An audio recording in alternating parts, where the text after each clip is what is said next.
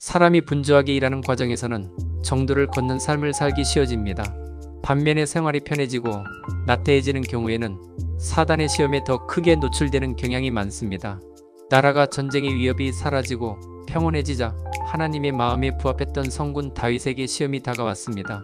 하나님의 말씀을 묵상하기를 좋아하고 사랑했던 다윗이 유부녀 바세바와 간음하는 사건이 발생했습니다.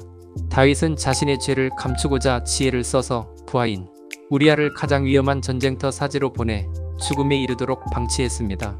왕의 권력으로 우리아를 살해한 후 약 1년 정도는 아무 일 없이 자신의 비밀이 간수되어 외관성 어려움 없이 죄를 감추고 살 수 있었습니다.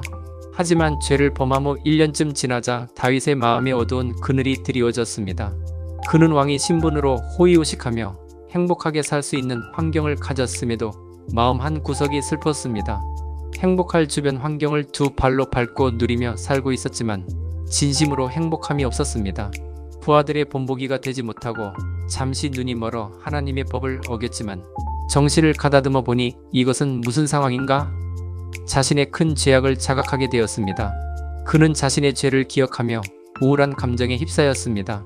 하나님의 법을 무시한 극심한 죄의식으로 정신적인 번민에 빠졌습니다. 행복한 잠을 자던 그가 잠을 자고 일어나도 몸이 가볍지 않았습니다. 모든 것들이 개운하지 않았습니다. 불면증으로 잠을 제대로 이룰 수 없는 지경까지 나아갔습니다. 다윗 자신은 지은 죄를 열심히 숨겨보려고 했습니다. 하지만 시간을 끌수록 자기 죄를 감출수록 그가 숨기려 하는 비밀스런 죄가 벌레처럼 그를 계속 갉아먹고 있었던 것입니다. 내가 입을 열지 아니할 때에 종일 신음함으로 내 뼈가 쇠하였도다. 주의 손이 쥐하로 나를 누르시오니 내 진액이 빠져서 여름 가뭄의 마름같이 되었나이다. 죄는 다윗의 육체를 파괴했습니다. 육체를 마음대로 움직일 수 없을 정도로 몸에 탈진 증세까지 보였습니다. 식음을 제대로 섭취할 수 없었는지 강철 같았던 그의 건강한 육체에 질병도 찾아왔습니다. 뼈마디가 아프고 통증까지 찾아와 질병의 질고를 지고 하루하루를 겨우 숨을 쉬며 살아가는 불행한 자로 전락되었습니다. 그의 뼈마디가 성한 곳이 없었습니다. 심리적으로 정신적으로도 고통 속에 허우적거리던 그는 한여름 땡볕에 말라버린 풀처럼, 즉 빈들의 마른 풀처럼 그의 전신이 파괴되는 경험을 하게 된 것입니다. 아무리 스스로 자신의 죄를 합리화시키고 자신의 죄를 자기 변호해도 죄의식을 떨쳐 버릴 수가 없었던 것입니다. 다윗은 하나님의 용사로 불리던 사람이었습니다. 하나님께서도 그와 늘 동행해 주셨습니다. 그런데도 그런 사람이 그 같은 죄에 빠질 수 있나요? 그렇습니다. 우리가 참으로 회개하여 성령 충만 받을지라도 우리를 시험하고 죽이려는 세력이 늘 옆에 있는 것입니다.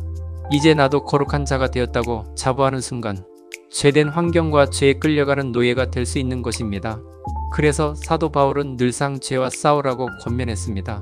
죄와 싸우되 피 흘리기까지 대항하라고 충고한 것입니다. 또 다른 죄의 해악은 하나님과의 관계의 단절을 유발시킨다는 것입니다. 죄 속에서 살면 하나님께 기도하는 것이 막히게 됩니다. 하나님과의 영적 교감이 사라지게 됩니다. 하나님을 섬기는 기쁨이 사라져 버립니다. 내가 내 마음에 죄악을 품으면 주께서 듣지 아니하시리라 기도 응답도 맛볼 수 없게 됩니다. 초기의 죄는 우리를 높일 것 같이 매력적이고 좋은 것으로 보입니다. 하지만 죄의 목덜미를 잡히는 순간 우리의 내면과 정신, 감정, 육체까지 파괴되는 큰 손실을 당하게 됩니다. 죄는 뱀처럼 우리를 씹지도 않고도 삼켜버리는 마수입니다. 하나님께 나아가는 삶을 막아버립니다. 성도들로 하여금 하나님과 관계 단절을 시켜 영적 외로움에 빠뜨려 버립니다. 그러므로 좁은 길을 걷는 우리 모두는 죄를 쉽게 여기지 마십시오. 죄와 싸우십시오.